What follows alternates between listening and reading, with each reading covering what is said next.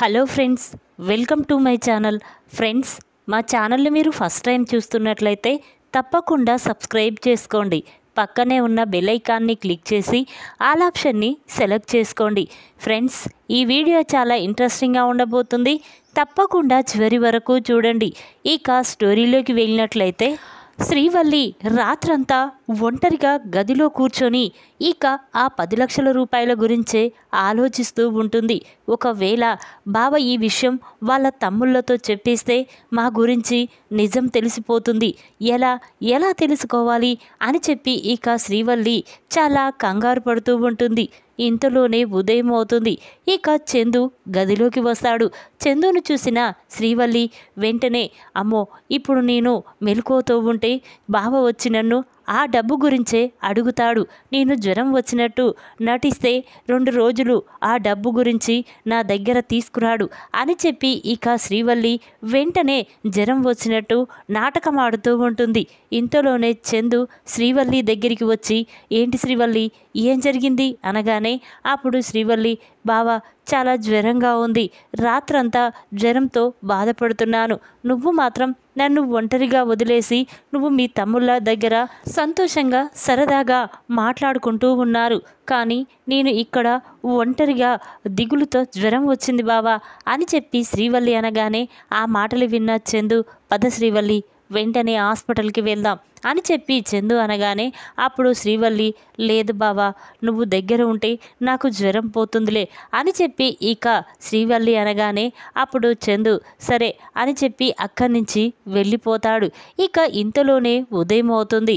వేదవతి నిద్రలేచి, ఇదేంటి ఇంకా ఇంట్లో పనులు ఎక్కడివక్కడే ఉన్నాయి, శ్రీవల్లి ఎక్కడికి వెళ్ళింది అని చెప్పి ఇక ఇల్లంతా వెతుకుతూ ఉంటుంది. శ్రీవల్లి ఎక్కడా కనిపించకపోవడంతో వేదవతి వెంటనే తన గదిలోకి వెళ్ళి చూసేసరికి శ్రీవల్లి జ్వరంతో బాధపడుతూ ఉంటుంది. అది చూసిన వేదవతి, అమ్మ శ్రీవల్లి, ఏం జరిగిందమ్మా అనగానే అప్పుడు శ్రీవల్లి, అత్తయ్య, రాత్రంతా జ్వరంతో బాధపడుతున్నాను, అందుకే ఉదయాన్నే లేవలేదు అని శ్రీవల్లి అనగానే ఇక ఇంతలో అక్కడికి వచ్చిన నర్మదా ప్రేమ, అవునత్తయ్య, పాపం శ్రీవల్లి అక్క జ్వరంతో చాలా బాధపడుతుంది, పాపం దగ్గరుండి మరి చూసుకోవాలి అని ఇక నర్మదా ప్రేమ ఇద్దరు కూడా శ్రీవల్లిని వెటకరం చేస్తూ ఉంటారు. అది చూసిన శ్రీవల్లికి చాలా కోపం వస్తుంది. ఇదేంటి, నేనే ఆడుతున్నది నాటకం అంటే వీళ్ళు నాకంటే ఎక్కువగా నటిస్తున్నారేంటి, వీళ్ళ సంగతి చెప్తాను అని చెప్పి ఇక శ్రీవల్లి అనుకుంటూ ఉంటుంది. ఇంతలోనే నర్మదా ప్రేమ అక్కడి నుంచి వెళ్ళిపోతారు. ఇక వేదవతి మాత్రం కిచెన్లో వంట చేస్తూ ఉంటుంది. ఇక ధీరజ్ మాత్రం ఒంటరిగా నిలబడి దేని గురించో ఆలోచిస్తూ ఉంటాడు. ఇక అది గమనించిన వేదవతి, ఇదేంటి, చిన్నోడు దేని గురించి అంతలా ఆలోచిస్తున్నాడు అని చెప్పి వెంటనే వేదవతి ధీరజ్ దగ్గరికి వెళ్తుంది. ఇక అది చూసిన ధీరజ్, ఏంటమ్మా ఇలా వచ్చావేంటి అనగానే అప్పుడు వేదవతి, అవునరా, నువ్వు ఇక్కడ ఒంటరిగా కూర్చొని దేని గురించి ఆలోచిస్తున్నావురా అని వేదవతి అనగానే అప్పుడు ధీరజ్, ఇంకా దేని గురించమ్మా, నేను ఇంట్లో ఇవ్వవలసిన డబ్బుల గురించే ఆలోచిస్తున్నాను. చూడమ్మా, నేను ఒక్కరిని కష్టపడితే ప్రేమ కాలేజ్ ఫీజు, ఇంట్లోకి 10,000 రూపాయలు ఎలా ఇవ్వాలో అర్థం కావడం లేదు. కానీ ప్రేమ ఏదో ఒకటి చేస్తానని చెప్తే అది శ్రీవల్లి వదిన చెడగొట్టింది అని చెప్పి ఇక ధీరజ్ చాలా బాధపడుతూ ఉంటాడు. ఆ మాటలు విన్న వేదవతి, ఒరే ధీరజ్, ఇదంతా నా వల్లే కదరా, నేను ఆలోచించకుండా ప్రేమ మెడలో ఆ క్షణం నీతో తాళి కట్టించడం వల్లే ఈరోజు నువ్వు ఇలా బాధపడుతున్నావు అని వేదవతి అనగానే అప్పుడు ధీరజ్, అలా ఏమీ లేదమ్మా, పాపం ప్రేమ జీవితం నాశనమైపోకూడదని నువ్వు ఆ రోజు ప్రేమ మెడలో తాళి కట్టించావు అని ధీరజ్ అంటూ ఉంటే ఇంతలోనే అటుగా వెళ్తున్న రామరాజు వేదవతి ధీరజ్ మాటలు విని ఒక్కసారి స్టన్ అవుతాడు. ఇదేంటి, ప్రేమ ధీరజ్ ఇద్దరు ప్రేమించుకొని పెళ్లి చేసుకున్నారన్నారు, కానీ ఇప్పుడు వీళ్ళు ఇలా మాట్లాడుకుంటున్నారేంటి, అయితే వీళ్ళు నా దగ్గర ఏదో దాస్తున్నారు, అదేంటో తెలుసుకోవాలి అని చెప్పి ఇక రామరాజు వెంటనే వేదవతి ధీరజ్ దగ్గరికి వెళ్ళి, ఏంట్రా మీరేదో మాట్లాడుకుంటున్నారు అని రామరాజు అనగానే అప్పుడు వేదవతి చాలా కంగారు పడుతూ ఉంటుంది. ఏమీ లేదండి, ధీరజ్ గురించే ఆలోచిస్తున్నాను అంతే అనగానే అప్పుడు రామరాజు, చూడు బుజ్జమ్మ, ఇంకా నా దగ్గర దాచాలని చూడకు. ధీరజ్ ప్రేమల గురించి వాళ్ళ పెళ్లి గురించి ఏదో మాట్లాడుకోవడం నేనిన్నాను, నిజం చెప్పు అని రామరాజు అనగానే ఇక ఆ మాటలు విన్న ధీరజ్ ఒక్కసారి స్టన్ అవుతాడు. ఏమీ లేదు నాన్న, నాకు ప్రేమకి ఇద్దరి ఖర్చుల కోసం ఇంట్లోకి 10,000 రూపాయలు ఇవ్వాలి కదా, వాటి గురించే ఆలోచిస్తున్నాను నాన్న అని ధీరజ్ అంటాడు. ఆ మాటలు విన్న రామరాజు, ఇంకా ఎందుకురా నువ్వు మీ అమ్మ నన్ను మోసం చేస్తున్నారు. చూడు, మీ పెళ్లి గురించి నేను మొత్తం విన్నాను. చెప్పు బుజ్జమ్మ, అసలు ఏం జరిగింది? ఆ ప్రేమ ఎవరిని ప్రేమించింది? నువ్వు ధీరజ్ చేత బలవంతంగా ప్రేమ మెడలో తాళి ఎందుకు కట్టించావు? నిజం చెప్తావా లేదా అని రామరాజు నిలదీయడంతో ఇక వేదవతి చాలా బాధపడుతూ కన్నీళ్లు పెట్టుకుంటూ, చూడండి, అసలు ప్రేమ ధీరజులు ప్రేమించుకోలేదు, పెళ్ళి చేసుకోవాలనుకోలేదు. కానీ ప్రేమ మాత్రం కళ్యాణ్ అనే అబ్బాయిని ప్రేమించింది, పెళ్లి చేసుకోవాలనుకుంది. ఇంట్లో చూసే సంబంధాలు ఇష్టం లేక తను ఆ కళ్యాణ్తో ఆ నగలు డబ్బు తీసుకొని పారిపోయింది. కానీ వాడు మాత్రం ప్రేమని ప్రేమించలేదు, ఆ డబ్బు కోసమే ప్రేమని తీసుకువెళ్ళాడు. ఇక అక్కడ డబ్బు తీసుకొని ప్రేమని వేరే వాళ్ళకు అమ్మేసి అక్కడి నుంచి డబ్బు నగలతో పారిపోతుండగా అది చూసిన ధీరజ్ వాణ్ణి కొట్టాడు. కానీ కళ్యాణ్ మాత్రం అంతటితో ఆగక ప్రేమని వేరే వాళ్ళకి అమ్మేస్తే ఇక ఇంతలోనే పోలీసులు రైడ్కి వచ్చారు. ఇక ప్రేమ జీవితం ఎక్కడ నాశనం అయిపోతుందో, బ్రోతల్ కేసు కింద ప్రేమని ఎక్కడ అరెస్ట్ చేస్తారోనని భయంతో ఒక ఆడపిల్ల జీవితాన్ని కాపాడడం కోసమే నేను ధీరజ్ చేత ప్రేమ మెడలో బలవంతంగా తాళి కట్టించాను. కానీ వాళ్ళిద్దరూ ప్రేమించుకోలేదు, మీ మాట కాదని ధీరజ్ ఆ అమ్మాయిని పెళ్లి చేసుకోవాలనుకోలేదు అని వేదవతి చెప్పగానే ఆ మాటలు విన్న రామరాజు ఒక్కసారి స్టన్ అయిపోతాడు. ఇక వెంటనే వేదవతి చెంప పగలగొడతాడు. చూడు బుజ్జమ్మ, ఇన్ని రోజులు మనమిద్దరం ప్రేమించి పెళ్లి చేసుకొనే మీ పుట్టింటికి వాళ్ళకి చాలా కోపం ఉంది. ఇప్పుడు నువ్వు చేసిన పనేంటి? నా కొడుకుని కూడా నీ మేనకోడలి మెడలో తాళి కట్టించి నా కొడుకు జీవితాన్ని కూడా అన్యాయం చేశావు కదా. 2 కుటుంబాల మధ్య గొడవలు ఎక్కువ అయ్యాయి అని రామరాజు అంటూ ఉంటే అప్పుడు వేదవతి, చూడండి, ఎక్కడ ఈ విషయం మీకు తెలిస్తే ధీరజ్ ప్రేమల్ని బయటికి పంపిస్తారో అని ఇన్ని రోజులు ఈ విషయం మీతో చెప్పలేదు, నన్ను క్షమించండి అని వేదవతి అంటుంది. అప్పుడు రామరాజు, చూడు బుజ్జమ్మ, ఆడపిల్ల జీవితం నాశనం అవుతుందంటే చూస్తూ ఊరుకోమని ఎవరు అనరు, కానీ ఒక్క మాట నాతో చెప్పొచ్చు కదా అని రామరాజు అనగానే అప్పుడు ధీరజ్, నాన్న నువ్వు అపార్థం చేసుకుంటావని చెప్పలేదు నాన్న అని ధీరజ్ అనగానే ఇక ఇంతలోనే శ్రీవల్లి అక్కడికి వచ్చి, మావయ్య గారు చూసారా, అత్తయ్య ధీరజ్ అందరూ కూడా మిమ్మల్ని ఎలా మోసం చేస్తున్నారో చూడు మావయ్య, అసలు ఆ ప్రేమ వల్లే ఇవన్నీ మనకు గొడవలు. చూడు, ఆ ప్రేమ వేరే అబ్బాయిని ప్రేమించింది, పెళ్లి చేసుకోవాలనుకుంది, కానీ దీనికి ధీరజ్ బలి అయిపోయాడు. ఇప్పటికైనా కళ్ళు తెరవండి మావయ్య, ఆ ప్రేమని బయటికి పంపించండి, ధీరజ్కి వేరే పెళ్లి చేయండి అని శ్రీవల్లి అనగానే ఇక ఆ మాటలు విన్న రామరాజు చాలా ఆలోచిస్తూ ఉంటాడు. ఇక వెంటనే రామరాజు, అవును శ్రీవల్లి, నువ్వు చెప్పిందే కరెక్ట్, ఆ ప్రేమ వల్ల నా కొడుకు జీవితం నాశనం అయిపోయింది. ఇక ఆ ప్రేమ ఒక్క క్షణం కూడా నా ఇంట్లో ఉండడానికి వీల్లేదు అని రామరాజు ప్రేమ అని గట్టిగా పిలుస్తూ ఉంటాడు.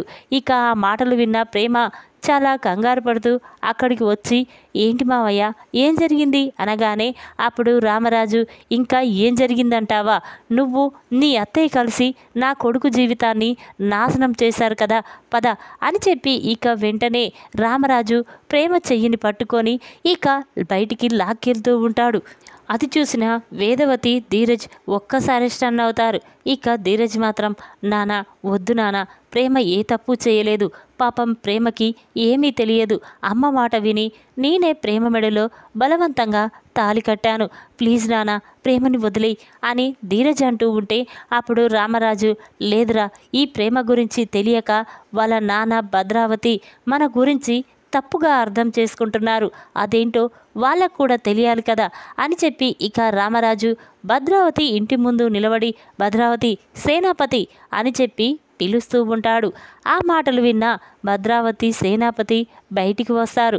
ఇక రామరాజును చూసి, ఏంట్రా, ఏంటి నోరు లేస్తుందేంటి, అయినా ఇప్పుడు మళ్ళీ గొడవ పెట్టుకోవడానికి మా ఇంటి ముందుకు వచ్చావేంట్రా అని భద్రావతి అంటూ ఉంటే అప్పుడు రామరాజు, చూడు భద్రావతి, ఇన్ని రోజులు నా కొడుకేదో తప్పు చేశాడు, నీ మేనకోడలు చెయ్యలేదు, నా కొడుకే నీ మేనకోడల్ని లేపుకెళ్ళి పెళ్లి చేసుకున్నావని పదే పదే అన్నావు కదా, అందరి ముందు నన్ను అవమానించాం కదా, ఇప్పుడు నీ మేనకోడలు చేసిన పనికి మీరే తలదించుకోవాలి అని రామరాజు అనగానే అప్పుడు భద్రావతి, ఏం మాట్లాడుతున్నావు, నా మేనకోడలు ఏం తప్పు చేసిందని భద్రావతి అనగానే అప్పుడు రామరాజు, చూడు భద్రావతి, నీకు తెలిసింది ఇదే, కానీ ఇప్పుడు నాకు తెలిసింది చెప్తున్నా విను.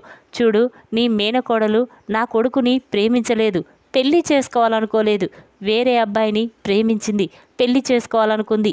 మీరు ఇంట్లో చూసే సంబంధాలు ఇష్టం లేకనే తను నీ ఇంట్లో నుంచి డబ్బు నగలతో పారిపోయింది, వాడు మోసం చేసి వెళ్ళిపోయాడు. ఎక్కడ నీ మేనకోడల జీవితం నాశనం అయిపోతుందోనని నీ చెల్లెలు, అదే నా భార్య వేదవతి, నా కొడుకు చేత నీ మేనకోడలి మెడలో తాళి కట్టించింది, అంతే తప్ప నా కొడుకు నీ మేనకోడల్ని ప్రేమించి పెళ్లి చేసుకోలేదు అని రామరాజు చెప్పగానే ఆ మాటలు విన్న భద్రావతి సేనాపతి ఒక్కసారి స్టన్ అయిపోతారు. అప్పుడు భద్రావతి, ప్రేమ నిజం చెప్పు, రామరాజు చెప్పింది నిజమేనా అని భద్రావతి అనగానే అప్పుడు ప్రేమ, అవునత్త, మావయ్య చెప్పింది నిజమే అని ప్రేమ అనగానే అప్పుడు భద్రావతి ప్రేమ చెంప పగలగొడుతుంది. ఇక దాంతో రామరాజు, చూడు భద్రావతి, ఇన్ని రోజులు నా కొడుకే తప్పు చేశాడని నేను తలదించుకున్నాను, కానీ ఇప్పుడు నా కొడుకు తప్పు చేయలేదు, నీ మేనకోడలే తప్పు చేసింది, ఇక నీ మేనకోడలికి నా ఇంట్లో స్థానం లేదు అని చెప్పి ఇక రామరాజు ప్రేమని మెడపట్టుకొని బయటికి గెంటేస్తాడు. ఇక అది చూసిన ధీరజ్ వేదవతి ఒక్కసారి స్టన్ అయిపోతారు. ఇక ధీరజ్ మాత్రం, నాన్న ఇందులో ప్రేమ తప్పేమీ లేదు, ప్లీజ్ నాన్న ప్రేమని పంపించొద్దు అని ధీరజ్ అంటూ ఉంటే ఇక ఆ మాటలు విన్న ప్రేమ మాత్రం చాలా బాధపడుతూ ఉంటుంది. నేను ఎన్ని రోజులు ధీరజ్ని అపార్థం చేసుకున్నాను, కానీ ధీరజ్కి నా మీద చాలా ప్రేమ ఉంది అని చెప్పి ప్రేమ బాధపడుతూ ఉంటే అప్పుడు వేదవతి, చూడండి, మనిద్దరం ప్రేమించి పెళ్లి చేసుకున్నాం, కానీ ఇప్పుడు ప్రేమ అలా చెయ్యకున్నా ధీరజ్ తన మెడలో తాళి కట్టాడు, ఇప్పుడు వాళ్ళిద్దరూ భార్యాభర్తలు, వాళ్ళని విడదీయడం మంచిది కాదు అని వేదవతి అంటూ ఉంటే అప్పుడు శ్రీవల్లి, అదేంటత్తయ్య అలా మాట్లాడుతున్నారు, ఈ గొడవలన్నిటికి కారణం ప్రేమే కదా, మరి ఇప్పుడు ప్రేమని మావయ్య గెంటేస్తే ఎందుకలా మాట్లాడుతున్నారు అని శ్రీవల్లి అనగానే అప్పుడు వేదవతికి చాలా కోపం వస్తుంది. వెంటనే శ్రీవల్లి చెంప పగలగొడుతుంది. చూడు, అసలు ఇంట్లో గొడవలు కావడానికి కారణమే నువ్వు, ప్రతి విషయం ఆయనతో చెప్పి ఆయన రాగానే ఇంట్లో గొడవలు పెడుతుంటావు అని చెప్పి ఇక వేదవతి శ్రీవల్లి మీద చాలా కోపంగా ఉంటుంది. దాంతో శ్రీవల్లి తన మనసులో, ఇదేంటి, ధీరజ్ ప్రేమని బయటికి పంపించవచ్చు అనుకున్నాను, కానీ అత్తయ్య మాత్రం మళ్ళీ ప్రేమని ఇంట్లోకి తీసుకొచ్చేలా ఉంది, అలా అయితే నా ప్లాన్ సక్సెస్ కాదు అని చెప్పి ఇక శ్రీవల్లి, లేదత్తయ్య మీరు తప్పు చేస్తున్నారు, ప్రేమ ధీరజ్ని ప్రేమించలేదు కదా, అంటే ప్రేమకి ధీరజ్ మీద ఎటువంటి ప్రేమ ఉండదు, అయినా భార్యాభర్తలు అయినంత మాత్రాన వాళ్ళు ఇష్టం లేనప్పుడు మనం ఎందుకు వాళ్ళని ఒకటి చేయడం, చూడండి వెంటనే ధీరజ్ ప్రేమకి విడాకులు ఇప్పిద్దాం అని శ్రీవల్లి అనగానే ఆ మాటలు విన్న ధీరజ్ ప్రేమ ఒక్కసారి స్టన్ అవుతారు. ఇక వెంటనే ధీరజ్, చూడొదినా, నేను ప్రేమని ఇష్టం లేకుండా పెళ్లి చేసుకున్నానని ఇప్పుడు నేను ప్రేమకి విడాకులు ఇవ్వలేను, చూడు నేను ఎప్పుడైతే ప్రేమ మెడలో 3 వేళ్ళు వేశానో ఆ క్షణం నుంచి ప్రేమ నా భార్య, అలాంటిది నేను ప్రేమకు విడాకులు ఇస్తానని ఎలా అనుకున్నావు అని చెప్పి ఇక ధీరజ్, చూడు నాన్న, ప్రేమ లేని ఇంట్లో నేను కూడా ఉండను అని చెప్పి ఇక ధీరజ్ ప్రేమ ఇంట్లో నుంచి వెళ్ళిపోతూ ఉంటారు. అది చూసిన రామరాజు చాలా బాధపడుతూ ఉంటాడు. ఇక వేదవతి, అదేంటండి అలా చేశారు, అయినా ఆ రోజు నువ్వు నన్ను ప్రేమించి పెళ్లి చేసుకున్నప్పుడు నేను కూడా ఇలాగే మిమ్మల్ని వదిలేసి వెళ్ళిపోయానా? ఆ రోజు తప్పు కాంది. ఈరోజు ధీరజ్ ప్రేమ మెడలో తాళి కడితే తప్పెలా అవుతుంది? చూడండి, మీరు పిల్లల విషయంలో చేసేది చాలా పెద్ద తప్పు. ఇప్పటికైనా ధీరజ్ ప్రేమలని ఇంట్లోకి తీసుకురండి, లేకపోతే నేను కూడా వాళ్ళతో పాటు బయటికి వెళ్ళే పరిస్థితి వస్తుంది అని వేదవతి అనగానే ఆ మాటలు విన్న రామరాజు ఒక్కసారి స్టన్ అయిపోతాడు.